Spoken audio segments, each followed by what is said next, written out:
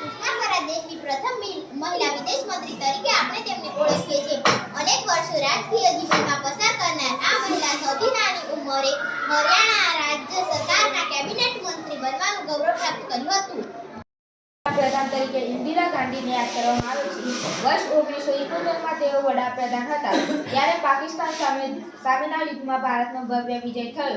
એક લોખંડી મહિલા આગેવાન તરીકે તેઓ વિશ્વમાં ઓળખાય છે. ઇન્દિરા ગાંધી આપણા દેશના પ્રથમ મહિલા વડાપ્રધાન તરીકે ઇન્દિરા ગાંધીને યાદ કરવામાં આવે છે. વર્ષ 1971 તેઓ પાકિસ્તાન સામેના યુદ્ધમાં ભારતનો ભવ્ય વિજય દેશના પ્રથમ મહિલા રાષ્ટ્ર બનાવવામાં આવ્યા હતા. ગૌરવ શરૂઆત કરી તેઓએ એશિયન ગેમમાં ભારતીય સુવર્ણ ચંદ્રક અપાવ્યો છે.